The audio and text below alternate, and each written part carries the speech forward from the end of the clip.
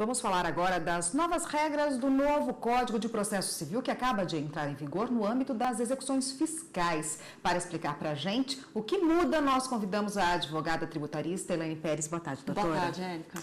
Bom, no contexto atual, existe uma legislação satisfatória que regulamente essa matéria, ou responsabilidade solidária na matéria tributária? É uma matéria bem tortuosa. Fruto de muitos embates, de abarrotamento do Poder Judiciário, não de hoje, já de muitos anos. Como é uma questão bem técnica, eu vou tentar simplificar a questão. Hoje em dia, o Código Tributário Nacional, ele estabelece no artigo 121, parágrafo 1º, que é contribuinte aquele que tem relação direta com o fato gerador, fato que ensejou a obrigação tributária. No inciso seguinte, no inciso 2º, ele fala que também é contribuinte aquele que tem, de alguma forma, ele que teria o ônus de zelar pelo cumprimento da obrigação tributária. E aí é que incidem a maior parte dos embates no âmbito judicial e também administrativo. Mais especificamente com relação à responsabilidade do sócio por dívidas tributárias da empresa, da pessoa jurídica. Eu entendo que não é satisfatória a legislação tributária, porque, eu vou dar um exemplo, a título exemplificativo. Quando você tem uma empresa que ela faz parte de um grupo econômico de uma outra empresa, então a gente está falando aqui de empresas que exercem o mesmo ramo de atividade, fazem parte de um grupo, mas que elas têm patrimônios distintos. Nessa situação específica, não há na legislação tributária um artigo, um dispositivo que regulamente especificamente essa questão. O que acontece é que a maior parte das vezes há uma remissão ao Código Civil, mais especificamente ao artigo 50, que ele fala da despersonalidade da pessoa jurídica. Em resumo, em todas essas situações que eu falei, tanto de responsabilidade do sócio, quanto de responsabilidade de pessoa jurídica que faz parte de um grupo econômico, o fato é um só. A responsabilidade não é automática, ela não pode ser automática. Ela tem que ser fruto de provas e não só indícios. A dificuldade é com relação ao terceiro, que entende que não deve e que precisa se defender. Hoje em dia, ele dispõe de um instrumento chamado exceção de pré-executividade, que não está previsto em lei. Ele foi uma criação doutrinária e jurisprudencial dos tribunais. Verificando essas dificuldades, foi um remendo, digamos assim, né? Só que a exceção de pré-executividade, ela tem uma hipótese de cabimento muito restrita. Então, ela não garante a amplitude de defesa que deveria ser garantida.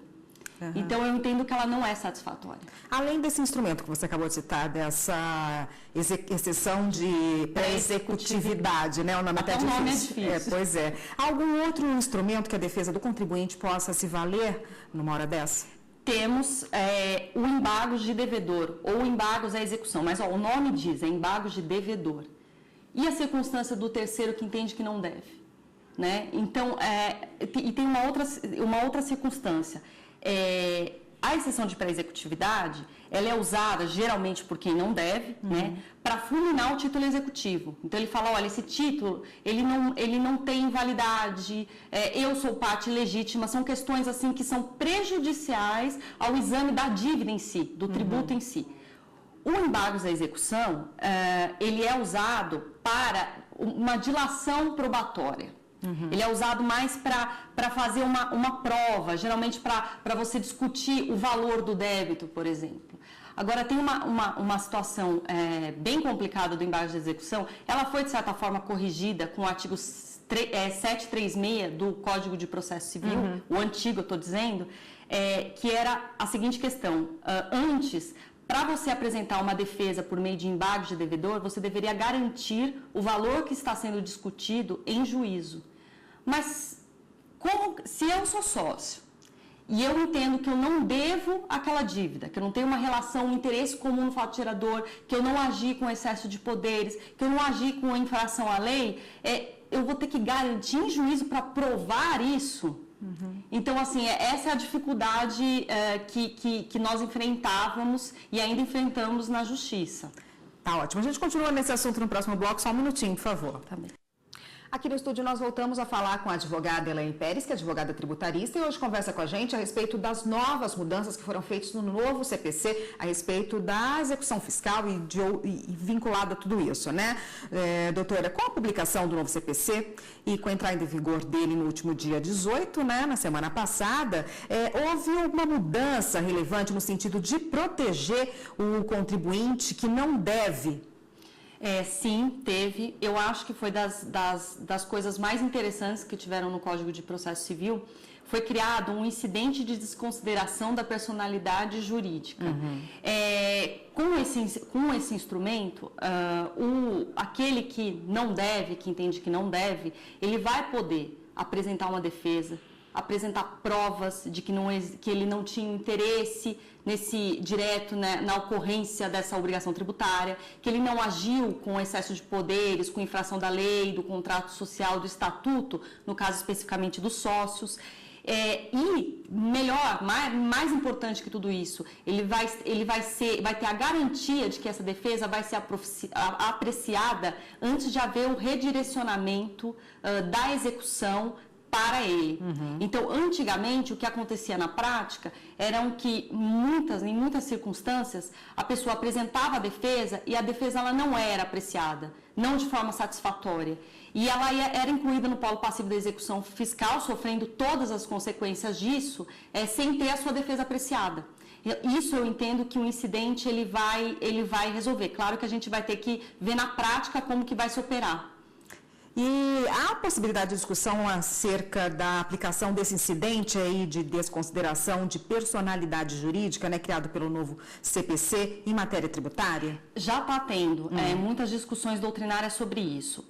Já dando a minha opinião, eu acho que não só esse incidente ele foi criado, ele pode ser aplicado em termos de responsabilidade tributária, como eu acho que o legislador ele teve a intenção de proteger essas pessoas que não são devedores ou que se sentem ameaçado o seu patrimônio em caso de execução fiscal.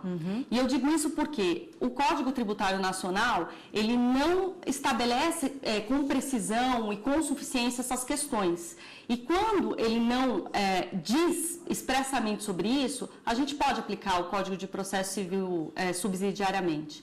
E a intenção, claro, é aumentar a aplicação dos princípios da ampla defesa, do contraditório. Essa é a intenção, né, do legislador. Tanto quanto a intenção dele, claro, de desafogar o Poder Judiciário, porque para mim está claro a intenção do legislador nesse sentido no Código de Processo Civil. Agora, o grande desafio vai ser sopesar esses dois princípios, o do contraditório da ampla defesa e da celeridade processual, né? Porque esse incidente ele pode acabar abarrotando o Poder Judiciário também. Então, isso vai ser um desafio do julgador.